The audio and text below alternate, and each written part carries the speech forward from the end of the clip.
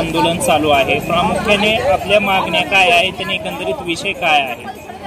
माझा विषय आहे की प्रामुख्याने पहिला विषय आहे की 2013ला लेखापाल यांची भरती झालेली होती आणि दुसरा मुद्दा आहे की 2024ला एक 47 जणांची भरती झाली होती। ह्या दोन्ही विषयात की 47 जणांची भरती झाली होती। त्यानंतर काही दिवसांना जर निकाल लागल्यानंतर 2 दिवसांनी ठराव घेण्यात आला मंदिर संस्थांचा की 13 जणांची त्यांना अतिरिक्त जागा लागणार आहे।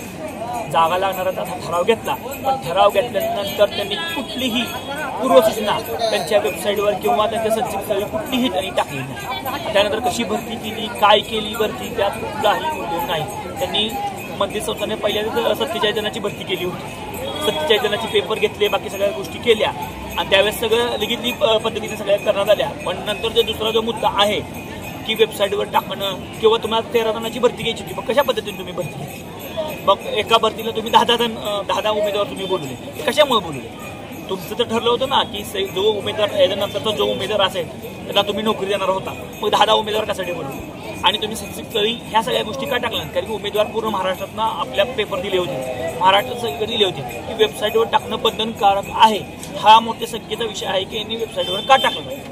सगळ्यात महत्त्वाचा मुद्दा की 2024 भरती 13 जागेची भरती झाली आहे, त्याच्यामध्ये यांनी वेबसाईटवर एकही गोष्ट टाकलेली नाही। का टाकली नाही? त्यांनी असं तर तहसीलदार साहेब किंवा ह्यांच्या संदर्भात जो अधिकार असतात त्यांनी समोर चर्चेला बसावं, समोर सांगा मी माहिती मागवली तर आम्ही संचितस्थळी टाकलं नाही, वरती अधिकारी साहेबांना विचारतो, असं उडवडवीची उत्तर ह्या अधिकारी आज मागील 6 महिन्यापासून या गोष्टीला पाठपुरावा कुठलेही त्यांनी ठोस पुरावे देत नाही। मग याचा अर्थ काय झाला की हा भरती घोटाळा आहे। माझी एवढीच मागणी आहे 2024 मध्ये जी भरती झाली आहे त्याची वरिष्ठ अधिकाऱ्यांकडे चौकशी करण्यात यावी आणि तात्पुरत्या स्वरूपाची जी 13 जणांची किंवा 15 जणांची काय भरती झाली आहे ती स्थगित करण्यात यावी आणि त्यानंतर याचा पूर्ण खुलासा करण्यात यावा आणि खुलासा केल्यानंतरच त्यांना जॉईनिंग करण्यात यावी। तात्पुरत्या स्वरूपात त्यांना निलंबित करण्यात यावे आणि यांची वरिष्ठाकडे चौकशी करून ह्यात जे दोषी असतील त्याच्यात कठोर कारवाई करण्यात यावी। आणि दुसरा मुद्दा आहे माझा 2013 भरती 2013 भरतीमध्ये लेखापालाची भरती केली।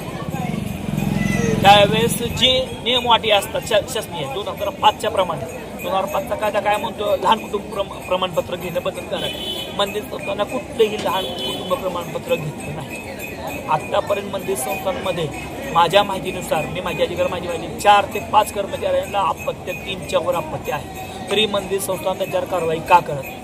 मी तहसीलदार साहेबांना ही प्रश्न विचारला तर तहसीलदार साहेब म्हणजे त्याच्यावर काय कारवाई करायचा हा GR नाही, त्याच्यापेक्षा लाजरवाणी काय गोष्ट?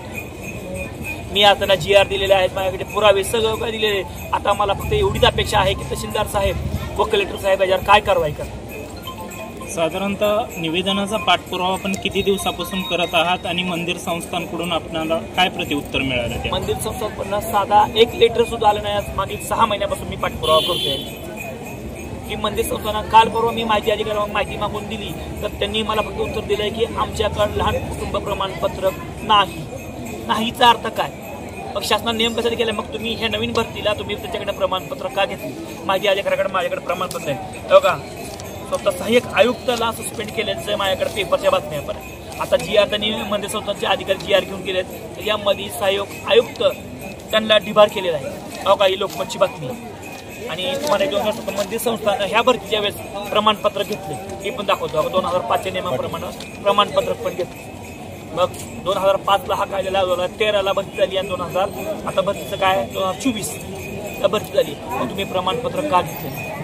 मग यार दोषी कोण आहे? मग तुम्ही पैसे देऊन भरती केली का? तुम्ही मला ना पैसे देऊन भरती झाली का मंदिर संस्थांची? पहिल्यांदा तुम्हाला ऐका 4 दिवसाखाली तुम्हाला लगेच कळतं की 47 जणांची तुम्हाला जागा आहे, तुम्ही पेपर घेता 47 जणांचे आणि रात्रीत तुम्हाला 13 जणांची गरज कशाला लागली? ठीक आहे लागली, पण तुम्ही भरती लिगली पद्धतीने करा ना, भरती जी आहे ती लिगली पद्धतीने करा। एवढे आणि तुमच्याकडे एक सुद्धा माहिती नीट नाही, मंदिर संस्थान आहे काय आहे तुम्ही क्लिअर आहे ना? हे दाखवा तुम्ही मला एक माहिती जी क्लिअर आहे का? कुठली माहिती दिली त्यांनी क्लिअर? बघा यात लिहून दिले मला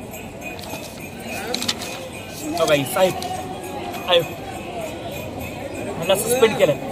तसा GR पण मी मंदिर संस्थांना दिलेला आहे आत्ताच, त्यांचे अधिकारी पाटील साहेब म्हणून त्यांना GR पण दिलेला आहे। हे पुरावे आहेत, अजून काय पुरावा पाहिजे? शासनानं कायदा कशासाठी काढलाय? तर मंदिर संस्थांना कायदा नाही का?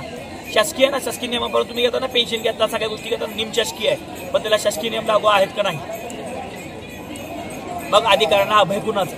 आज 2013 पासून हा अधिकारी जो काय असतील तो अधिकारी खुर्चीवर आहे, तर लाभ आहे कुणाचा? आपल्या जर मागण्या पूर्ण नाही झाल्या तर पुढील दिशा काय असणार आहे? पुढील दिशा मंदिर संस्थांच्या पुढं मी माझ्या मागण्या मी आता तहसीलदार साहेबांना किंवा त्यांना पत्र दिलेल्या अटीचं ज्या नियम अटी आहेत माझ्या त्या मी या सगळ्या मंदिर संस्थांना दिलेल्या आहेत. त्यांनी जर आता त्या अटी जर मान्य केल्या नाही किंवा 15 दिवसात जर त्या अटी मान्य नाही केल्या तर मंदिर संस्थांसमोर आमचा आत्मदहन